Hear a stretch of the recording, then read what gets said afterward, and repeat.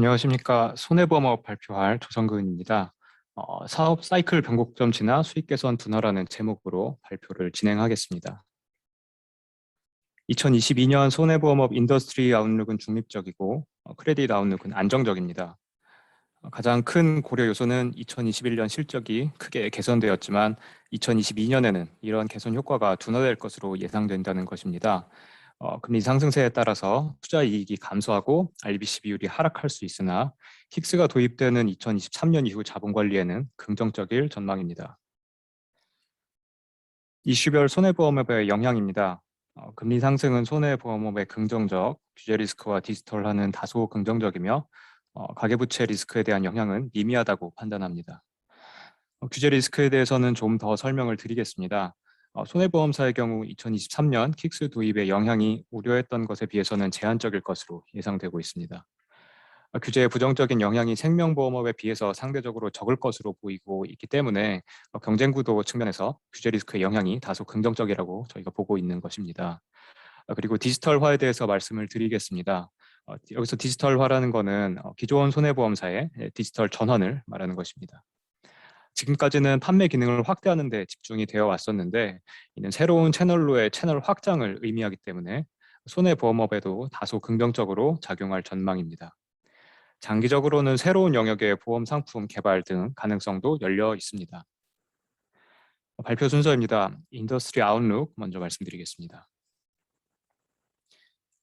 2022년 손보 인더스트리 아웃룩은 중립적입니다.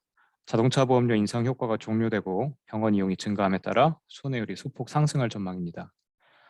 또한 판매 실적이 회복되면서 신계약비 부담이 증가할 것으로 예상합니다. 특히 2022년 들어 1200%룰 적용 효과가 종결되기 때문에 변동 요인이 있다고 보고 있습니다.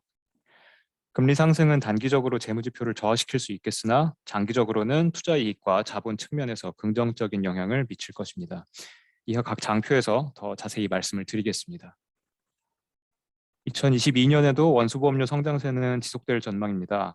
2021년 원수보험료 성장률은 다소 둔화되었는데 장기보험 성장률이 1%포인트 하락한 영향이 가장 컸고 보험료 인상 효과가 마무리되면서 자동차 보험 성장률도 4%로 하락했습니다. 2022년에는 개별 소비세 인하 종료 등이 영향을 미치면서 자동차 보험 시장 성장세가 둔화되고 장기보험과 일반보험을 중심으로 시장이 확대될 것으로 보입니다. 대리점 채널 비중은 2021년 50%까지 늘어났습니다. 장기간 지속되어 온 대리점 채널 중요도 상승 추세를 감안할 때 대리점 채널 의존도는 2022년에도 증가할 전망입니다.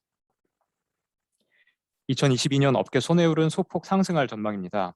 앞서 말씀드린 것처럼 자동차 보험료 인상 효과가 2022년 이후 둔화가 되고 원가 상승 요인이 일부 작용해서 자동차 보험 손해율은 상승할 것으로 보입니다. 한편 실손보험 등 장기보험 손해율은 코로나19로 병원 이용이 정체되면서 2021년에 소폭 하락했습니다.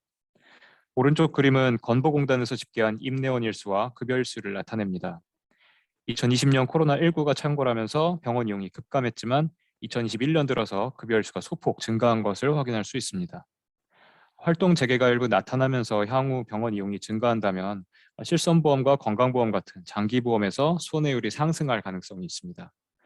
장기보험 특성상 자동차 보험에 비해서 손해율 변동폭은 적겠으나 2021년 소폭 하락한 손해율이 상승할 가능성이 있습니다. 다음으로 사업비 측면에서 말씀을 드리겠습니다. 업계 판매 경쟁은 2019년까지 심화됐다가 2020년 다소 완화되어 왔습니다.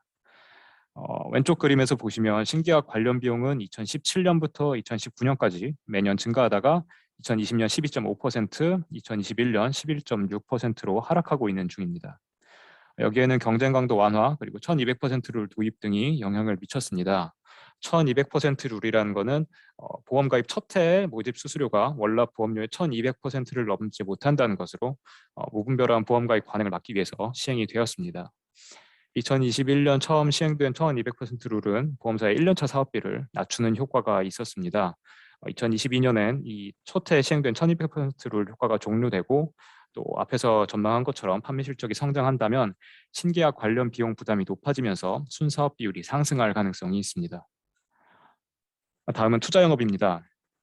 왼쪽 그림 먼저 보시겠습니다. 과거 사례를 살펴보면 금리가 하락하는 시기에 처분 이익이 증가하면서 투자 이익이 개선되는 효과가 있었습니다.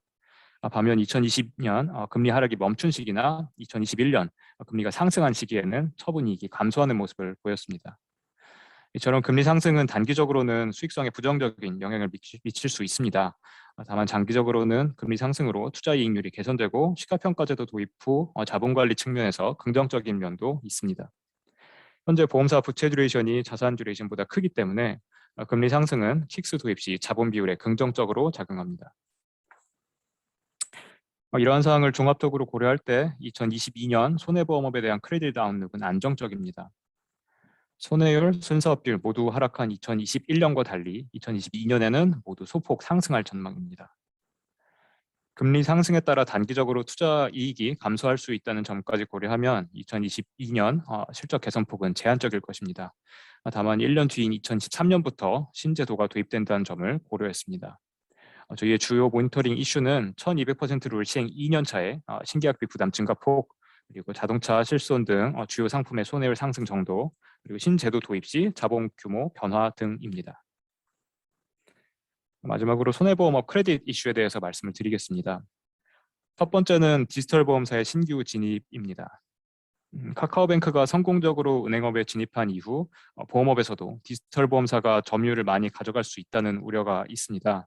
하지만 저희는 은행업과 달리 손해보험업에서 디지털 보험사의 영향은 미미할 것으로 예상합니다.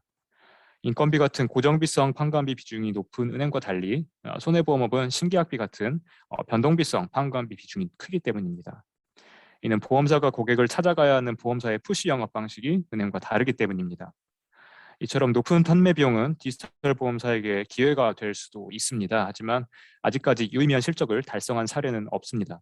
2019년 설립된 캐롯 손해보험은 2021년 상반기 자동차 보험 시장 점유율의 0.5% 정도에 그치는 상황입니다.